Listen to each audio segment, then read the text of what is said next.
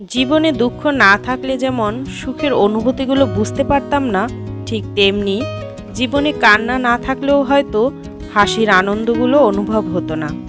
আর তাই তো সুখ দুঃখ হাসি আনন্দ সব কিছু পাশাপাশি রেখে সামনে ছুটে চলার নামই জীবন। Hello everyone, good morning. কী অবস্থা, কেমন আছেন সবাই? আশা করছি যে যেখান থেকে আমার ব্লগটি দেখছেন সকলে খুব ভালো আছেন।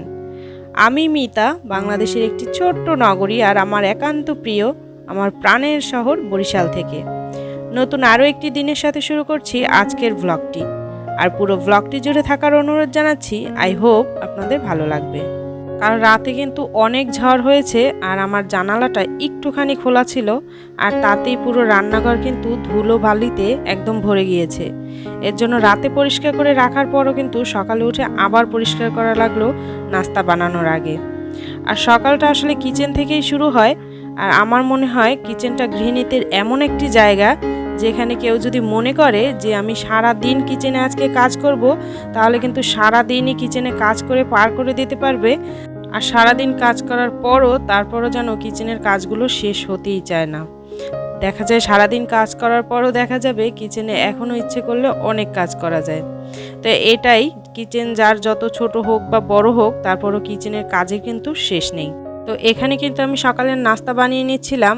আর ইউটিউবে সব আপুদের দেখছি সবাই এই ধরনের স্কোয়ার শেপ পরোটা বানায়। তো এর জন্য আমিও আজকে ট্রাই করলাম আর দেখলাম পরোটাগুলো অনেক সুন্দর হয়েছিল। তো দুইটা পরোটা আসলে ফ্রিজে রাখা ছিল, যেহেতু এগুলো আগের দিন বিকেলে ট্রাই করেছিলাম আর তারপর 2-3টা বেঁচে ছিল, ওটাই রাখা ছিল আর কি ফ্রিজে। তো ওটা নামিয়ে আর কি সকালের নাস্তাটা সেরে নিলাম। আর পরোটাগুলো এত বড় বড় ছিল যে আসলে দুইটা পরোটাই দেখা যায় 4জন খাওয়া যায়। তো আমি, আমার হেল্পিং হ্যান্ড খালা, আমার মেয়ে আর আমার ছেলে মিলে ওই দুইটা পরোটা কিন্তু 4জনে মিলে খেয়ে নিয়েছি। আর এখানে শেয়ার করব যে দারাজ থেকে কিছু প্রোডাক্ট এনেছি। তো আমি প্রতি মাসেই কিন্তু সংসার খরচের টাকা বাঁচিয়ে একটু একটু করে সংসারের জিনিস কিনি, যেহেতু আমরা মধ্যবিত্ত, আমাদের চাহিদারও শেষ নেই। আর চাহিদাগুলো পূরণ করতে কিন্তু টাকা প্রয়োজন। তো একসাথে কিন্তু সব কিছু আনাও সম্ভব না মধ্যবিত্ত ঘরে। তো এর জন্যই প্রতি মাসে একটু একটু করে আর কি আনা হয়। তো দারাজ থেকে আমি আসলে এগুলো অর্ডার করেছিলাম। আর এগুলোর দাম নিয়েছিল 630 টাকা, 3টা পট আর কি। এগুলো কিন্তু কাচের পট ছিল।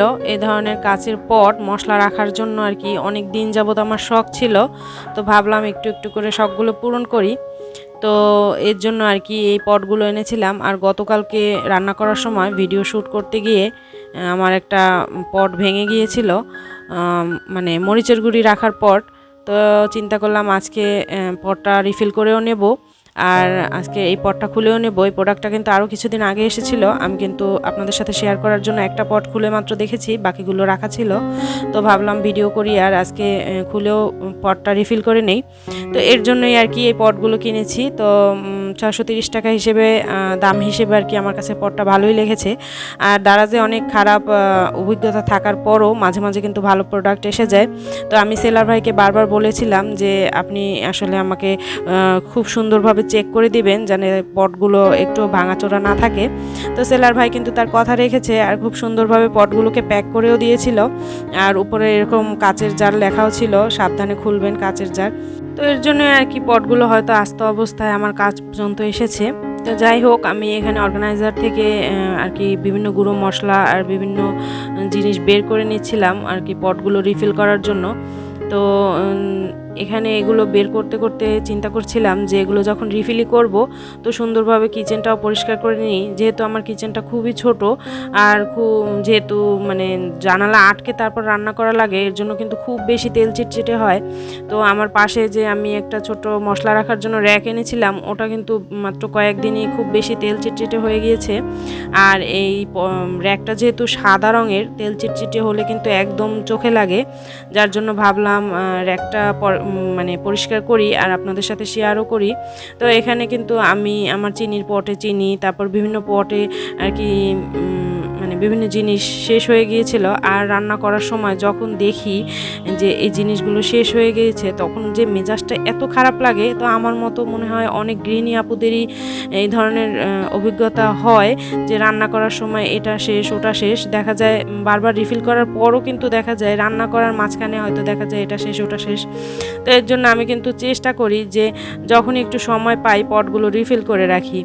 তো আমি কিন্তু এখানে চিনির বয়মে যতটা সম্ভব চিনি কিন্তু ভরে রেখেছি যাতে করে বারবার শেষ না হয়। তো এই বয়মটায় কিন্তু প্রায় 1 কেজি পরিমাণ চিনি ধরে।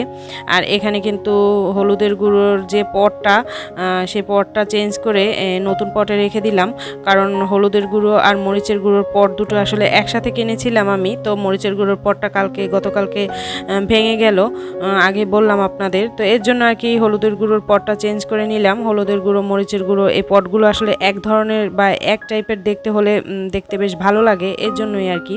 আর আমি কিন্তু এখানে 3টা পট এই ভেবেই এনেছি যে একটা হলুদের গুঁড়ো রাখবো, একটা মরিচের গুঁড়ো আর একটা ধনিয়ার গুঁড়ো, যেহেতু এই 3টা মানে গুঁড়ো মশলাই কিন্তু আমার বেশি রান্নায় লাগে আর কি। তো এই 3টা আর কি এক ধরনের পট হলে দেখতে কিন্তু বেশ সুন্দর লাগে। তো এর জন্যই আর কি এই 3টা আনা। আর জিরার গুঁড়োও কিন্তু আমি ইউজ করি না, আমি কিন্তু আস্ত জিরে বাটা আর কি ইউজ করি। তো এর জন্য কিন্তু জিরের গুঁড়োর জন্য কোনো পট আনিনি। এরপরও আরও ইচ্ছা আছে আরও 3টা পট আনবো, পরে বাড়িয়ে নেব আর কি। তো একসাথে তো আনা সম্ভব না, এর জন্য আর কি এখন 3টা আনলাম, পরের মাসে আবার 3টা আনবো। তো যে কথাগুলো আসলে সবসময় বলতে ভুলে যাই, অথচ কথাগুলো না বললেই নয়, সে কথাগুলোই বলবো। যারা এই মুহূর্তে আমার ভিডিওটি দেখছেন অথচ লাইক দিতে ভুলে গিয়েছেন, প্লিজ আপু ভাইয়ারা একটা লাইক দিয়ে বাকি ভিডিওটুকু কন্টিনিউ করবেন। আর যারা এই মুহূর্তে আমার চ্যানেলে নতুন ভিজিট করছেন তাদের কাছে অনুরোধ থাকবে, আমার ভিডিওর কোথাও কোনো কিছু যদি আপনাদের এতটুকু ভালো লেগে থাকে আর আপনি যদি আমার কাজকর্ম বা লাইফস্টাইল এই ধরনের ভিডিও দেখতে পছন্দ করেন, তাহলে কিন্তু আমার চ্যানেলটি সাবস্ক্রাইব করে আমার ছোট্ট পরিবারটির পাশে থেকে যেতে পারেন। আর পাশে থাকা বেল আইকনের অল অপশন ক্লিক করে রাখবেন। যদি আমি নতুন ভিডিও দিই তাহলে কিন্তু নোটিফিকেশন চলে যাবে আপনার কাছে, আপনি কিন্তু সময় সুযোগ বুঝে আমার পরবর্তী ভিডিওগুলো দেখে নিতে পারবেন।